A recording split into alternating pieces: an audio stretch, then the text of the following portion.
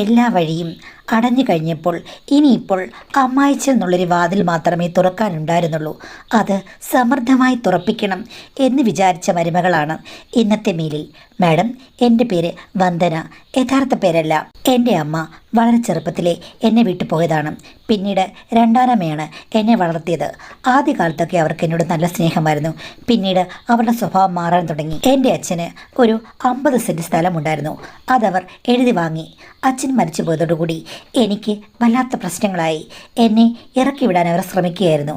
പിന്നീട് നാട്ടുകാരും സമുദായ സംഘടനകളും ഒക്കെ ഇടപെട്ട് കഴിഞ്ഞപ്പോഴേക്കും 10 സെൻറ്റ് സ്ഥലം വിറ്റിട്ട് എൻ്റെ കല്യാണം അവർ പെട്ടെന്ന് നടത്തി എന്നെ ഒഴിവാക്കി.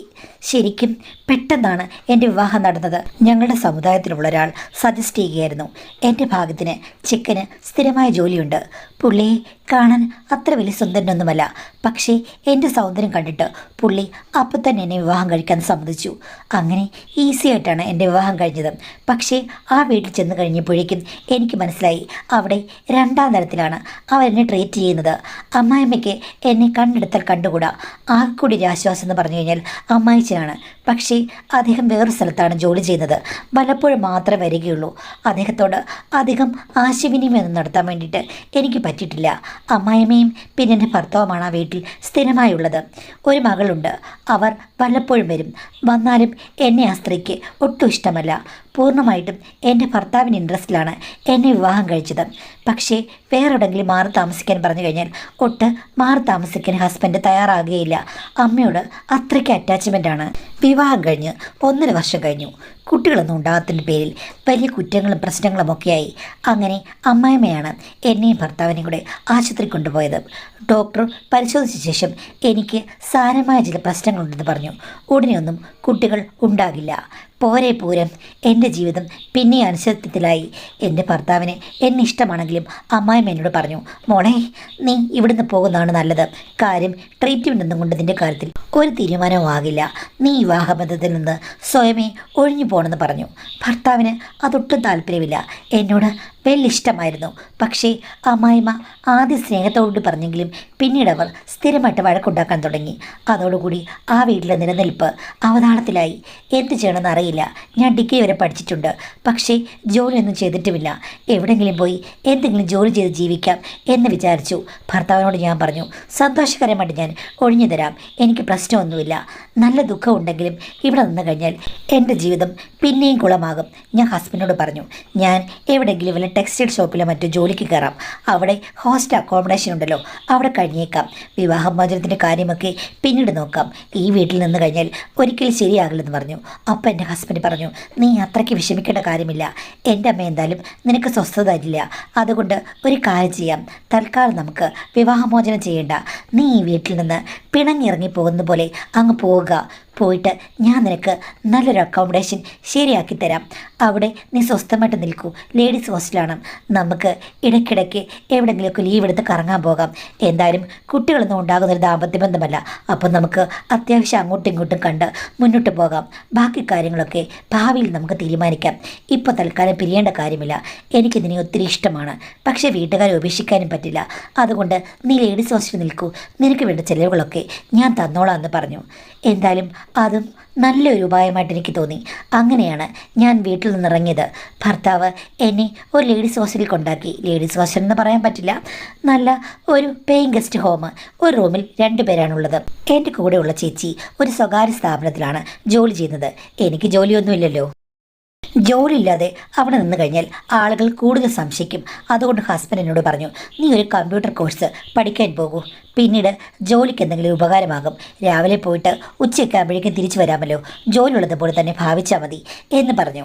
അങ്ങനെ ഞാൻ അവിടുന്ന് കോഴ്സിന് പോകാൻ തുടങ്ങി. ഒരു സ്ഥാപനത്തിൽ റിസപ്ഷനിസ്റ്റായിട്ട് വർക്ക് ചെയ്യുകയാണെന്നാണ് ഞാൻ ഹോസ്റ്റലിൽ പറഞ്ഞത്. പിന്നെ ഹോസ്റ്റലിൽ ഓണറായിട്ടുള്ള ചേച്ചി അവർ കൂടുതലൊന്നും അന്വേഷിക്കുന്ന കൂട്ടത്തിലുമല്ല. എൻ്റെ യഥാർത്ഥ കഥകളൊക്കെ ഞാൻ കൂടെ താമസിക്കുന്ന ചേച്ചിയോട് മാത്രമാണ് പറഞ്ഞത്. രേഷ്മ ചേച്ചി അത് കേട്ട് ഞെട്ടി. എന്തൊരു നട്ടലില്ലാത്ത ഭർത്താവടി, അവന് നിന്നെ നല്ലൊരു വീടെടുത്ത് നിൻ്റെ ഇവിടെ വന്ന് താമസിച്ചുകൂടെ? ഇത്ര ഇഷ്ടമാണെങ്കിൽ കുട്ടികൾ ഉണ്ടാകുന്നതോ ഉണ്ടാകാത്തതോ ഒക്കെ ദൈവഹിതമല്ലേ? അതൊക്കെ പതുക്കെ ഉണ്ടാകും. എല്ലാവർക്കും ചെറിയ പ്രശ്നങ്ങൾ കാണും, ആണിനും പെണ്ണിനുമൊക്കെ. അത് ട്രീറ്റ്മെൻറ്റ് ചെയ്ത് കഴിഞ്ഞാൽ ശരിയാകും. ഇത് കേട്ടപ്പോൾ ഉടനെ തന്നെ നിന്നെ വീട്ടിൽ നിന്ന് ഒഴിവാക്കിയത് ശരിയായില്ലെന്ന് പറഞ്ഞു. ഞാൻ പറഞ്ഞു, എൻ്റെ ഹസ്ബൻഡ് എന്നോട് സ്നേഹമുണ്ട്, പക്ഷേ അമ്മായിമ്മ പേടിച്ച് അവിടെ നിന്ന് കഴിഞ്ഞാൽ പണ്ട് രണ്ടാനമ്മയോടൊത്തു കഴിഞ്ഞ അതേ പ്രശ്നങ്ങളാണ് എനിക്കുണ്ടാകുക. നിന്റെ രണ്ടാനമ്മ എങ്ങനെയാ മോളെ ഇപ്പോൾ? അവർ ഒറ്റയ്ക്കല്ലേ? അതറിയില്ല ചേച്ചി, അവർ ഒറ്റയ്ക്ക് തന്നെയാണ് ജീവിക്കുന്നത്. എനിക്ക് തോന്നുന്നത് ഇടയ്ക്കിടയ്ക്ക് ചില കൂട്ടുകൾ അവർ തേടും. അങ്ങനെ ഒരു ജീവിതമാണ്. സ്ഥിരമായിട്ട് ആരെയും അവർ ആ വീട്ടിൽ കയറ്റാറില്ല. അതിൽ കാരണം എൻ്റെ അച്ഛൻ്റെ സ്വത്താണല്ലോ. അപ്പം നാട്ടുകാരാണെങ്കിലും ശ്രദ്ധിക്കും. അതുകൊണ്ടവർ ഒറ്റയ്ക്കാണ് ഇപ്പോൾ ജീവിക്കുന്നതെന്ന് പറഞ്ഞു. സാരമില്ല മോളെ, നിന്റെ രണ്ടാനമ്മയുടെ ജീവിതം തന്നെ നിനക്കൊരു ഉദാഹരണമല്ലേ? കുട്ടികളൊന്നും ഉണ്ടായിട്ടില്ലെങ്കിലും അവർ നോക്കിക്കേ, ഭർത്താവ് പോയി കഴിഞ്ഞിട്ടും നിന്നെ അവിടെ നിറക്കി വിട്ടിട്ട് ആ ഒരു സ്ഥലത്ത് നല്ല സമാധാനമായി ജീവിക്കുന്നു. അങ്ങനെയൊക്കെ ചിന്തിച്ചു കഴിഞ്ഞു കഴിഞ്ഞാൽ നിനക്ക് ജീവിക്കാൻ പറ്റും, ഭർത്താവില്ലെങ്കിലും കുട്ടികളില്ലെങ്കിലും എന്ന് പറഞ്ഞ് അവരെന്നെ സമാധാനിപ്പിച്ചു. ഒരു കണക്കിന് നോക്കുമ്പോഴേക്കും എൻ്റെ രണ്ടാനമ്മയ്ക്ക് ഒരു പ്രശ്നവുമില്ല. ഭർത്താവ് ഇല്ലാതായപ്പോഴും അവർ കംഫർട്ടബിൾ. കുട്ടിയില്ലെങ്കിലും അവർക്ക് പ്രശ്നമില്ല. ഒരു കൂസലുമില്ലാതെ ജീവിക്കുകയാണ്. അവരുടെ ആറ്റിറ്റ്യൂഡ് ശരിക്കും കണ്ടുപഠിക്കേണ്ടതാണെന്ന് രേഷ്മ ചേച്ചി പറഞ്ഞപ്പോൾ എനിക്ക് തോന്നി അത് കറക്റ്റാണ്. ഇത്രയും നാളും ഞാൻ ആ കാര്യങ്ങളൊന്നും ചിന്തിച്ചിട്ടേ ഇല്ല. ഭർത്താവ് ശനിയും ഞായറും എൻ്റെ കൂടെ വരും. ഞങ്ങൾ രണ്ടുപേരും കൂടി കറങ്ങാൻ പോകും. അത് കഴിഞ്ഞ് തിരിച്ചെന്നെ ഹോസ്റ്റലിൽ കൊണ്ടാക്കും. ഇതാണ് ഞങ്ങളുടെ ജീവിതം. വളരെ വിചിത്രമായൊരു ദാമ്പത്യ ബന്ധം. എങ്കിലും അതും എനിക്കൊരു സമാധാനം നൽകി. ഭർത്താവ് എന്നെ ഉപേക്ഷിച്ചില്ലല്ലോ. സാമ്പത്തികമായി അദ്ദേഹം എന്നെ സഹായിക്കുന്നുണ്ട്. പിന്നെ 2-3 മാസം എൻ്റെ കയ്യിൽ പണമില്ലെങ്കിലും അതും പുള്ളി സുരക്ഷിതമായിട്ട് ബാങ്കിൽ ഇട്ടിട്ടുണ്ട്. അതും ഒരു വല്ലാത്ത ആശ്വാസം തന്നെ. ഇതിനിടയ്ക്ക് അമ്മായിച്ചൻ ഒരു ദിവസം എന്നെ വിളിച്ചു. ഞാനപ്പോൾ ഇങ്ങനെ ഹോസ്റ്റലാണെന്ന് പറഞ്ഞു. പക്ഷേ ഭർത്താവ് എന്നെ കാണുന്നുണ്ട് അതൊന്നും പറഞ്ഞില്ല. ഞാൻ ഒരു സ്വകാര്യ സ്ഥാപനത്തിൽ വർക്ക് ചെയ്യുകയാണ് എന്ന് മാത്രമേ പറഞ്ഞുള്ളൂ. അമ്മായിച്ചന് അമ്മായിമ്മയുടെ സ്വഭാവം അറിയാം, എതിർക്കാനൊന്നും പറ്റില്ല. അപ്പം മോളെ എവിടെയാ നീ? ഏത് ഹോസ്റ്റലാണെന്ന് ചോദിച്ചപ്പോഴേക്കും ഓ അച്ഛാ, ഇനിയിപ്പോൾ കണ്ടിട്ട് എന്ത് കാര്യമാണ്, ഞാൻ ആ വീട്ടിൽ നിന്ന് പിരിഞ്ഞു പോയില്ലേ എന്നൊക്കെ പറഞ്ഞ് ഞാൻ അദ്ദേഹത്തെ നിരുത്സാഹപ്പെടുത്തി. അല്ലെങ്കിൽ തന്നെ അമ്മായിച്ചന് വന്നിട്ട് എന്ത് ഗുണം ഉണ്ടാകാറുള്ളത്? എന്നാലും ഇത് കഴിഞ്ഞതിൽ പിന്നെ പലപ്പോഴും അദ്ദേഹം വിളിക്കും. ഒരു ദിവസം വൈകിട്ട് വിളിച്ചു കഴിഞ്ഞപ്പോഴേക്കും രേഷ്മ ചേച്ചി അടുത്തുണ്ടായിരുന്നു. ആഹാ, ഇതൊക്കെ പറഞ്ഞാലും നിൻ്റെ അമ്മായിച്ചി നല്ല മനസ്സുള്ള ഒരാളാണെന്ന് തോന്നുന്നുണ്ടല്ലോ. ഇടയ്ക്കിടയ്ക്ക് നിന്നെ വിളിക്കുന്നുണ്ടല്ലോ. ആ വീട്ടിൽ നിന്ന് പിരിഞ്ഞു പോകുന്നെന്ന് പറഞ്ഞിട്ടും പുള്ളി വല്ലപ്പോഴും വിളിച്ച് നിൻ്റെ കാര്യങ്ങൾ അന്വേഷിക്കുന്നുണ്ടല്ലോ എന്ന് ചോദിച്ചു. ഞാൻ പറഞ്ഞു, അദ്ദേഹം നല്ലൊരു മനുഷ്യനാണ്, പക്ഷേ ഭാര്യയെ പേടിയുമാണ്. എന്ത് ചെയ്യാനാ ചേച്ചി? എന്താ അയാളുടെ ജോലി? ഞാൻ പറഞ്ഞു, ഒരു സർക്കാർ ഉദ്യോഗസ്ഥനാണ്. ആഹാ, ഇത്രയും നല്ലൊരു മനുഷ്യനാണോ? എടീ, അങ്ങനെ നീ ആശ്രയിച്ചു കഴിഞ്ഞാൽ അങ്ങർ നിന്നെ നന്നായി സഹായിക്കും. ഞാൻ പറഞ്ഞു, ഏയ് ഒരിക്കലുമില്ല, അങ്ങർക്ക് പേടിയാണ്. അങ്ങരെന്ത് സഹായിക്കാനാണ്? അങ്ങരിപ്പോൾ വിചാരിച്ചു കഴിഞ്ഞാൽ എന്നെ ആ വീട്ടിൽ കയറ്റാൻ പറ്റുമോ? ഒരിക്കലും പറ്റില്ല. അമ്മായിമ്മയുടെ ഇഷ്ടം മാത്രമേ നടക്കുകയുള്ളൂ. എടി മോളെ, എന്തായാലും അദ്ദേഹത്തോട് നീ കാര്യങ്ങളൊക്കെ പറ. വന്ന് നിന്നെ കാണട്ടെ. കണ്ടിട്ട് പുള്ളി എന്താണെന്ന് വെച്ചാൽ തീരുമാനിക്കട്ടെ. ഒരു പുരുഷനല്ലേ, വീട്ടിലെ ഗൃഹനാഥനല്ലേ, അങ്ങനെ അറിയണ്ടേ? ചുമ്മാ ഇങ്ങനെ അമ്മായിമ്മയുടെ കളികൾ മാത്രം നടന്നാൽ മതിയോ എന്ന് ചോദിച്ചു. അങ്ങനെ കഴിഞ്ഞപ്പോഴേക്കും ഒരു ദിവസം അച്ഛൻ വിളിച്ചപ്പോൾ രേഷ്മ ചേച്ചി ഫോൺ തട്ടിപ്പറിച്ചിട്ട് പറഞ്ഞു, സാർ ഇങ്ങോട്ട് വാ, നമുക്കൊന്ന് കാണാം. എനിക്ക് ഇവളുടെ ചില കാര്യങ്ങൾ പറയാനുണ്ട്. അങ്ങനെ അമ്മായിച്ചൻ ഒരു ദിവസം ഹോസ്റ്റലിൽ എന്നെ കാണാൻ വന്നു. രേഷ്മ ചേച്ചി കൂടെ ഉണ്ടായിരുന്നു. അവരാണ് സംസാരിച്ചത്. കാര്യങ്ങളെല്ലാം വിശദമായിട്ട് അച്ഛനോട് പറഞ്ഞു. അച്ഛന് ആ കാര്യങ്ങളൊന്നും അറിയില്ലായിരുന്നു. ശരിക്കും എൻ്റെയും ഭർത്താവിൻ്റെയും ബന്ധം പിരിയുമെന്നാണ് അദ്ദേഹം വിചാരിച്ചത്. പക്ഷെ സംസാരിച്ചു കഴിഞ്ഞപ്പോൾ പുള്ളിക്കൊരു ആശ്വാസമായി. എന്തായാലും എൻ്റെ മോൻ നിന്നെ സ്നേഹിക്കുന്നുണ്ടല്ലോ. മോളെ, എനിക്ക് നിന്നെ ഇഷ്ടമാണ്. പക്ഷെ എന്ത് ചെയ്യാനാണ്? ആ വീട്ടിൽ അത് എക്സ്പ്രസ് ചെയ്യാൻ ഒരു സ്വാതന്ത്ര്യം എനിക്കില്ല. നിനക്കറിയാമല്ലോ, നിൻ്റെ അമ്മായിമ്മ അവൾ തുള്ളാൻ തുടങ്ങി കഴിഞ്ഞു കഴിഞ്ഞാൽ എങ്ങും നിലനിൽപ്പില്ല. പിന്നെ മോനാണെന്നുണ്ടെങ്കിൽ എപ്പോഴും അവളുടെ അടുത്താണ് വളർന്നത്. എനിക്കെപ്പോഴും മറ്റു ഡിസ്ട്രിക്റ്റിലായിരുന്നു ജോലി. അതുകൊണ്ട് തന്നെ അവനെ അടക്കി ഭരിക്കുകയാണ്. അവൾ പറഞ്ഞതേ അവൻ കേൾക്കുകയുള്ളൂ. ഇതിൽ എനിക്ക് കൂടുതലൊന്നും ചെയ്യാൻ പറ്റില്ല. എന്നാലും നീ നന്നായി ജീവിക്കുന്നു എന്നറിഞ്ഞതിൽ എനിക്ക് സന്തോഷം എന്ന് പറഞ്ഞപ്പോഴേക്കും രേഷ്മ ചേച്ചി കയറി ഇടപെട്ടു. ഇങ്ങനെയല്ല ഒരമ്മാച്ചി ചെയ്യേണ്ടത്. സാറിനെ കണ്ടിട്ട് നല്ലൊരു വ്യക്തിയാണെന്ന് തോന്നുന്നു. അവൾക്ക് വേണ്ട സഹായ സഹകരണങ്ങൾ കൊടുക്കണം. അവളെ കാണാൻ വരണം. എന്തായാലും സ്വന്തം ഭാര്യയെ പേടിച്ച് സാറ് ഇങ്ങനെ ഒതുങ്ങി നിൽക്കരുത്. അത് നല്ലൊരു മനുഷ്യഗുണമല്ല. ഒരാൾക്ക് കുട്ടികൾ എപ്പോൾ ഉണ്ടാകും, എപ്പോൾ ഉണ്ടാകില്ല, ട്രീറ്റ്മെൻറ്റ് ചെയ്താൽ വിജയിക്കുമോ എന്നൊന്നും അറിയില്ലല്ലോ. ഒരാൾക്ക് കുട്ടികൾ ഉണ്ടാവില്ല എന്ന് വെച്ചിട്ട് ജസ്റ്റ് ഒന്ന് പരിശോധന കഴിഞ്ഞ് 1.5 വർഷം വർഷമായി കഴിഞ്ഞപ്പോഴേക്കും പറഞ്ഞു വിടുക എന്ന് പറഞ്ഞാൽ ഒരിക്കലും ന്യായീകരിക്കാൻ പറ്റില്ല. അദ്ദേഹം അതെല്ലാം കണ്ണടച്ച് സമ്മതിച്ചു. ഞാൻ അവൾക്ക് വേണ്ട സഹായങ്ങളൊക്കെ ചെയ്തോളാം എന്ന് പറഞ്ഞിട്ടാണ് പോയത്. പക്ഷേ പിന്നീട് രേഷ്മ ചേച്ചിയെ പുള്ളി വിളിക്കാൻ തുടങ്ങി. രേഷ്മ ചേച്ചി അമ്മായിച്ചിനെ വിളിക്കും. എന്നിട്ട് സാറേ, സാറിൻ്റെ മരുമകളുണ്ട് കേട്ടോ, ഓർത്തോണം എന്ന് പറഞ്ഞിട്ട് അങ്ങോട്ടും ഇങ്ങോട്ടൊക്കെ സംസാരിച്ചു. ഒരു ദിവസം രേഷ്മ ചേച്ചി എന്നോട് പറഞ്ഞു, എടി നിൻ്റെ അമ്മായിച്ചനില്ലേ, അദ്ദേഹത്തിന് 10 വർഷമായിട്ട് നിൻ്റെ അമ്മായിമ്മയുമായിട്ട് മറ്റു തരത്തിലുള്ള ഒരു അടുപ്പമില്ല. ചേച്ചി എന്താ പറഞ്ഞത്? ചേച്ചിക്ക് എങ്ങനെ മനസ്സിലായി? എടി നിൻ്റെ അമ്മായിച്ചനില്ലേ ഒരു മനുഷ്യനാണ്. അങ്ങേർക്ക് ഭാര്യ പേടിയുമാണ്. അവരാണെങ്കിൽ ഒട്ടും താല്പര്യമില്ലാതെ വർഷങ്ങളായിട്ട് അയാളെ അകറ്റി നിർത്തിയിരിക്കുകയാണ്. അങ്ങേർക്കാണെങ്കിൽ മറ്റു ബന്ധങ്ങൾ ഉണ്ടാക്കാനുള്ള ഒരു ധൈര്യവുമില്ല. സമൂഹത്തെ പേടിയാണ്. ഇനിയിപ്പോൾ റിട്ടയർ ആകാൻ 1-2 വർഷമേ ഉള്ളൂ. പുള്ളി സത്യം പറഞ്ഞാൽ നിന്നേക്കാൾ ധർമ്മസങ്കടത്തിലാണ്. വിവാഹം കഴിച്ചു, 2 കുട്ടികളുമുണ്ടായി. പക്ഷേ ഭാര്യയിൽ നിന്നോ അല്ലെങ്കിൽ മറ്റൊരാളിൽ നിന്നോ അങ്ങേർക്ക് സ്നേഹമൊട്ട് കിട്ടിയിട്ടുമില്ല. ചേച്ചി ഇതെല്ലാം എങ്ങനെ പിടിച്ചെടുത്തു? എടി ഞാൻ സംസാരിച്ചു കഴിഞ്ഞു കഴിഞ്ഞാൽ, അടുപ്പമായി കഴിഞ്ഞാൽ ഒരു സ്ത്രീയോട് ഏതാണുങ്ങളും മറ്റു കാര്യങ്ങൾ നന്നായി തുറന്നു പറയും. അങ്ങനെയാണ് അമ്മായിച്ചിൻ്റെ ഹിസ്റ്ററി ഞാൻ കണ്ടുപിടിച്ചത്. സത്യം പറഞ്ഞാൽ നിനക്ക് നിൻ്റെ ഭർത്താവിനേക്കാൾ ഉപകാരം ചെയ്തത് അമ്മായിച്ചിനാണ്. കാര്യം ഇഷ്ടം പോലെ പണം അദ്ദേഹത്തിന് കയ്യിലുണ്ട്. നല്ലൊരു സാലറി സ്കെയിലാണ് പുള്ളിക്കുള്ളത്. ഇതെല്ലാം അമ്മായിമ്മയ്ക്ക് അദ്ദേഹം കൊടുക്കുന്നില്ല. ബാക്കിയൊക്കെ അദ്ദേഹം നന്നായി സംഭരിക്കുന്നുമുണ്ട്. നിൻ്റെ ഭർത്താവിനെ ഇപ്പം കിട്ടുന്നതിനേക്കാൾ കൂടുതൽ പണം നിൻ്റെ അമ്മായിച്ചിൻ്റെ കയ്യിലുണ്ട്. എടി നിൻ്റെ കാര്യം പറയാനാണ് ഞാൻ വിളിച്ചത്. പക്ഷെ പുള്ളിക്കിപ്പോൾ എന്നോട് പ്രേമമുള്ളതുപോലെയാണ് പെരുമാറുന്നത്. അതായത് പെട്ടെന്ന് തന്നെ ആരോടും അടുത്തു പോകുന്നതിന് ഹൃദയമാണ് പുള്ളിക്കുള്ളത്. പുള്ളിക്ക് വേറെ സ്ത്രീ സുഹൃത്തുക്കൾ ഒന്നുമില്ല. സത്യം പറഞ്ഞാൽ ഒത്തിരി നാളായിട്ട് വ്രതമെടുത്ത ആളെ പോലെ ജീവിക്കുന്ന ഒരാളാണ് അങ്ങേര്. അയ്യോ ചേച്ചിക്ക് ഭർത്താവുള്ളതൊക്കെയല്ലേ, എന്തിനാണ് അങ്ങനെ ഒരു ബന്ധം എൻ്റെ അമ്മായിച്ചനായിട്ട് ഉണ്ടാക്കുന്നത്? എടി പൊട്ടി, ഞാൻ അങ്ങേരുമായിട്ട് ഒരു ബന്ധം ഉണ്ടാക്കാൻ പോകുന്നില്ല. അങ്ങേരെ അവിടെ എൻ്റെ കാമുകനായിട്ടിരുന്നോട്ടെ, ഫോണിൽ കൂടി. നിനക്ക് നല്ലൊരു ഓപ്ഷനാണ് വന്നിരിക്കുന്നത്. ചേച്ചി എന്താ പറഞ്ഞത്? എടി നീ അങ്ങേരോട് കുറച്ച് സ്നേഹമായിട്ട് വിളിച്ച് സംസാരിക്കുക. അങ്ങേരെ എന്നെ വിട്ടിട്ട് നിൻ്റെ അടുത്തേക്ക് ചാഞ്ഞോളും. ചേച്ചി എന്തായി പറഞ്ഞത്? എൻ്റെ ഭർത്താവിൻ്റെ അച്ഛനല്ലേ? എടി മോളെ, നിൻ്റെ ജീവിതം എന്ന് പറയുമ്പോഴേക്കും വരമ്പത്ത് നിന്ന് അങ്ങോട്ടോ ഇങ്ങോട്ടോ എന്നുള്ള രീതിയിൽ നിൽക്കുകയാണ്. നിൻ്റെ ഭർത്താവിനെ കൊണ്ടും നിനക്ക് വലിയ പ്രയോജനം ഉണ്ടാകുമെന്ന് എനിക്ക് തോന്നുന്നില്ല. ഇങ്ങേരെ എത്ര നാൾ നിന്നെ സംരക്ഷിക്കും? പിന്നെ അമ്മായിച്ചൻ അങ്ങേരാണെങ്കിൽ ഒരു തുറന്ന പുസ്തകമാണ്. ആ പുസ്തകത്തിൻ്റെ താളുകൾ നീ ഭദ്രമായി അടച്ചു വെച്ച് കഴിഞ്ഞാൽ നിനക്ക് ഗുണം ചെയ്യും. എന്ന് വെച്ചാൽ നീ അമ്മായിച്ചനെ വിളിക്കണം. നിൻ്റെ കാര്യങ്ങളൊക്കെ തുടർച്ചയായിട്ട് പറയണം. അങ്ങനെ പറഞ്ഞു കഴിയുമ്പോഴേക്കും വലിയ അലിവും ദയയൊക്കെ ഉണ്ടാകുന്ന ഒരാളാണ്. അങ്ങനെ സ്നേഹം നിന്നിലേക്ക് വഴിമാറും. പണം ഇഷ്ടം പോലെയുള്ള ഒരാളാണ്. നിൻ്റെ ജീവിതം സെറ്റിലാകുകയും ചെയ്യും. അയ്യേ ചേച്ചി, എനിക്കതൊന്നും പറ്റില്ലെങ്കിൽ നീ ഒത്തിരി ദുരിതങ്ങൾ അനുഭവിക്കേണ്ടി വരും. എടി എന്തായാലും ഇത്രയായി. നീ ഇനി മുന്നും പിന്നും നോക്കിക്കഴിഞ്ഞാലേ നിൻ്റെ ജീവിതം ഒരിക്കലും ശരിയാകില്ല. രണ്ടും നോക്കാതെ നീ ഇറങ്ങിച്ചാടുക. എങ്കിൽ ഇതിൽ വിജയിക്കും. ഞാൻ പറയുന്നത് നിൻ്റെ അമ്മായിച്ചൻ ശരിക്കും ഫ്രസ്ട്രേറ്റഡ് ആയിട്ട് ജീവിക്കുന്ന ഒരാളാണ്.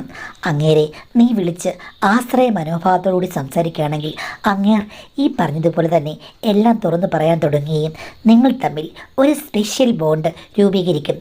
അത് കഴിഞ്ഞാൽ ചിലപ്പോൾ നിനക്ക് നല്ല ഗുണങ്ങളുണ്ടാകാം. ചിലപ്പോൾ ആ വീട്ടിലേക്ക് നിനക്ക് തിരിച്ചു കയറാം. ഒന്നും പറയാൻ പറ്റില്ല.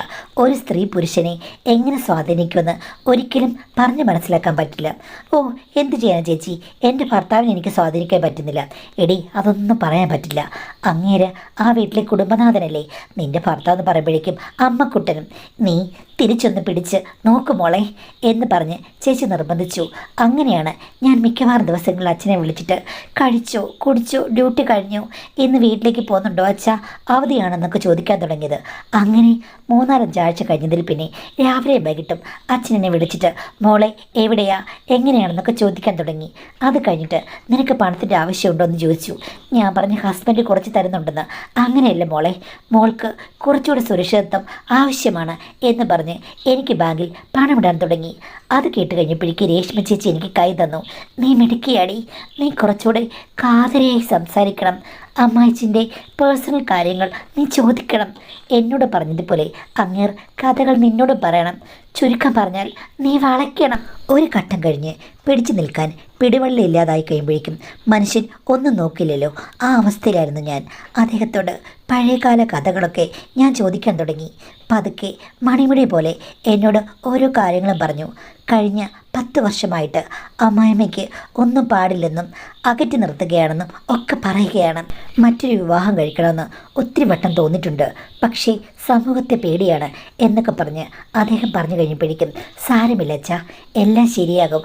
ഓ, നിന്റെ അമ്മായിമ്മ ഇനി ശരിയാകും തോന്നുന്നില്ല എന്ന് പറഞ്ഞപ്പോൾ ഞാനും പൊട്ടിക്കരഞ്ഞു. എൻ്റെ ജീവിതം അതിനേക്കാൾ പ്രശ്നമാണ്. കയ്യാലപ്പുറത്തെ തേങ്ങ പോലെ എൻ്റെ ഭർത്താവ് വല്ലപ്പോഴും വരും. ഭർത്താവിൽ നിന്ന് ഇപ്പോൾ അച്ഛൻ കിട്ടില്ലെന്ന് പറയുന്ന കാര്യങ്ങളും എനിക്ക് കിട്ടിക്കൊണ്ടിരിക്കുന്ന കാര്യങ്ങളും കണക്കാണ്. അച്ഛൻ്റെ മോനാണെന്ന് പറഞ്ഞിട്ടും അച്ഛൻ്റെ വാക്കുകളുടെ എനർജി പോലും അദ്ദേഹത്തിനില്ല. ശരിക്കും എൻ്റെ ജീവിതത്തിൽ കുട്ടികളുണ്ടാകില്ല എന്ന് പറയുമ്പോഴേക്കും എനിക്കാണ് കുറ്റം. പക്ഷേ അതിൽ അച്ഛൻ്റെ മോനും ഒത്തിരി പങ്കുണ്ട്. അത് അച്ഛൻ മനസ്സിലാക്കണം.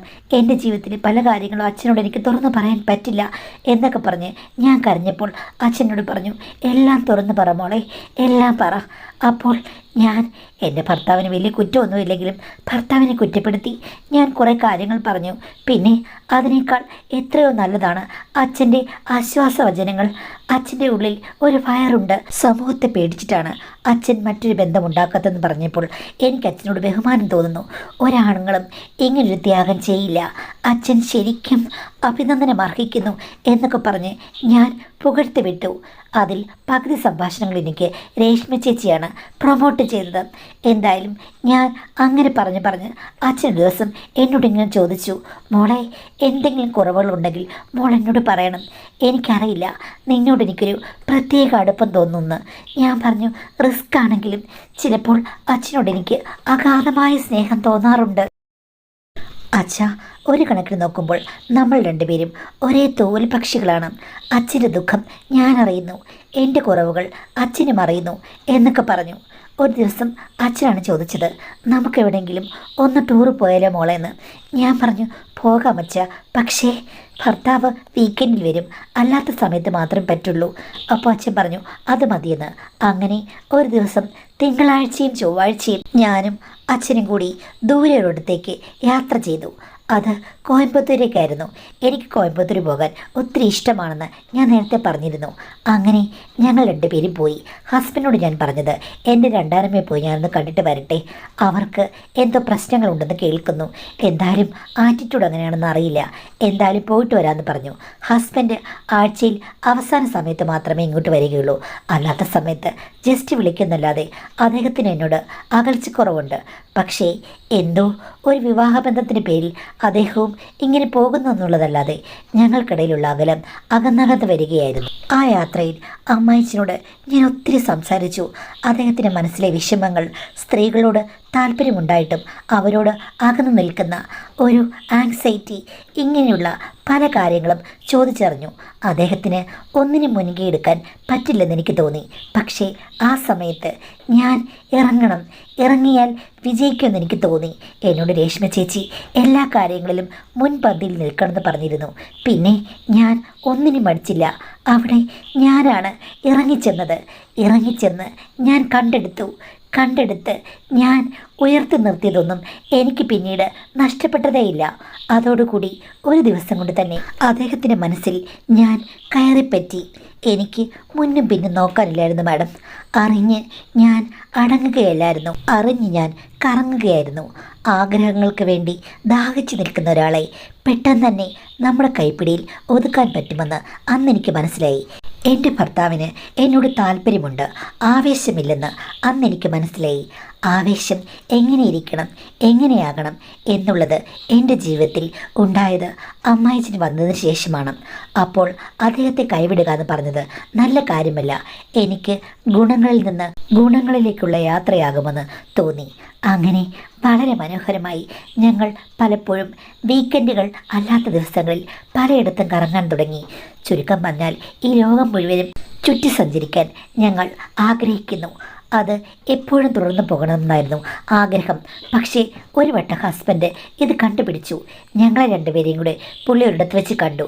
വഴക്കും വക്കാണവുമായി യഥാർത്ഥത്തിൽ ഉള്ള കാര്യങ്ങൾ ഞാൻ പറഞ്ഞു. സംഭവിച്ചു പോയി. കാര്യം ഭർത്താവ് എൻ്റെ ജീവിതത്തിൽ അനിശ്ചിതത്വത്തിലായിരുന്നു. ഇനി നമുക്ക് രണ്ടുപേർക്കും വിവാഹമോചനമാകാമെന്നും നിങ്ങൾക്ക് നിങ്ങളുടെ ജീവിതം നോക്കാം, അല്ലാതിപ്പോൾ എന്താ ചെയ്യുക എന്ന് ഞാൻ പറഞ്ഞു. അതിന് ഹസ്ബൻഡ് സമ്മതിച്ചു. പക്ഷേ വീട്ടിൽ പോയി അമ്മായിമ്മയോട് പറഞ്ഞു കഴിഞ്ഞപ്പോഴേക്കും അവരുടെ ഭാവം മാറി. അവർ എൻ്റെ അടുത്ത് വന്നു. വലിയ വഴക്ക് വക്കാണമായിരുന്നു. ആ സമയത്ത് അമ്മായിച്ചിന് നല്ല പേടിയുണ്ടായിരുന്നു. എന്നാലും നീ എൻ്റെ കൂടെ നിൽക്കുമോ എന്ന് ചോദിച്ചു. ഞാൻ പറഞ്ഞു നിൽക്കാമെന്ന്. അങ്ങനെ ഞാൻ അമ്മായിച്ചിൻ്റെ ജോലി സ്ഥലത്തേക്ക് പോയി. അവിടെ ഞങ്ങളൊരു ഫ്ലാറ്റ് എടുത്ത് ജീവിതം തുടങ്ങി. മാഡം, എന്തായാലും എനിക്ക് കുട്ടികളുണ്ടാകില്ല. ഈ ജീവിതം വലിയ റിസ്ക് ആണെന്ന് എനിക്കറിയാമായിരുന്നു. പക്ഷേ എന്നെ അത്ഭുതപ്പെടുത്തിക്കൊണ്ട് ഇപ്പോൾ എനിക്ക് വിശേഷമുണ്ടായിരിക്കുകയാണ്. ഒരു ട്രീറ്റ്മെൻറ്റ് ചെയ്തില്ല, ഒന്നുമില്ല. ഞങ്ങൾക്കിത് തുടർന്ന് മുന്നോട്ട് കൊണ്ടുപോകണമെന്ന് ആഗ്രഹമുണ്ട്. പക്ഷേ നിയമപരമായി നോക്കുമ്പോൾ അതിന് സാധ്യതകൾ വളരെ കുറവാണ്. എന്നാലും റിസ്ക് ഏറ്റെടുക്കാൻ ഞാൻ തീരുമാനിച്ചിരിക്കുകയാണ്. എന്താകും എങ്ങനെയാകും എന്നറിയില്ല. അമ്മാച്ചനും ഞാനും തമ്മിൽ ഒത്തിരി പ്രായവ്യത്യാസമുണ്ട്. മാഡത്തിനിതിൽ എന്തെങ്കിലും അഭിപ്രായം പറയാനുണ്ടോ? അല്ല, ലീഗലിയുള്ള കാര്യങ്ങൾ ചോദിക്കാൻ പറയാൻ ഞാൻ വക്കീലൊന്നുമല്ല. അപ്പോൾ എനിക്ക് പറയാനുള്ളൊരു കാര്യം വെച്ച് കഴിഞ്ഞ് കഴിഞ്ഞാൽ, നിങ്ങൾക്ക് നിയമപരമായിട്ട് വിവാഹിതരാകാൻ പറ്റാത്ത സാഹചര്യമാണ്. അല്ലെങ്കിൽ അമ്മായച്ചനും ഡൈവേഴ്സ് ചെയ്യുകയാണെങ്കിൽ ഏത് പ്രായത്തിലാണെങ്കിലും നിങ്ങൾക്ക് മാരേജ് ചെയ്യാം. പക്ഷേ അങ്ങനെ അല്ലാതൊരു കുട്ടി ഉണ്ടാകുമ്പോഴേക്കും നല്ല കോംപ്ലിക്കേഷൻസ് ഉണ്ട്. അപ്പോൾ നിങ്ങൾ ഒരു സിംഗിൾ മദറായിട്ട് മാറും. ജീവിക്കാൻ സ്ട്രഗിൾ ആകുകയും ചെയ്യും. പിന്നെ അമ്മായിച്ചിന് നല്ല പ്രായമുണ്ട്, അദ്ദേഹം റിട്ടയർ ആവുകയും ചെയ്യും. അപ്പോൾ അങ്ങനെയുള്ള സാഹചര്യത്തിൽ നിങ്ങൾ തുടർന്ന് എങ്ങനെ ജീവിക്കും? നിങ്ങളുടെ ഭാവി സുരക്ഷിതമാണോ? സാമ്പത്തികമായി നിങ്ങൾ എങ്ങനെയാണ്? ഭാവിയിൽ കുട്ടിയെ എങ്ങനെ വളർത്തും? അങ്ങനെ 100,000 ചോദ്യങ്ങളുള്ളത് കൊണ്ട് അതിനൊന്നും ഒരു സിംഗിൾ ഉത്തരം പറയാൻ പറ്റുകയില്ല. നമുക്ക് ഇഷ്ടമുള്ള ആൾക്കാരോട് നമുക്ക് ജീവിക്കാം, അതിനുള്ള സ്വാതന്ത്ര്യമുണ്ട്. പക്ഷേ ഈ പറഞ്ഞതുപോലെ കുട്ടികൾ, മറ്റു കാര്യങ്ങൾ ഇങ്ങനെയൊക്കെ വരുമ്പോഴേക്കും സമൂഹത്തിൽ ഒരു ലീഗൽ സെറ്റപ്പാണല്ലോ ഏറ്റവും സേഫ്.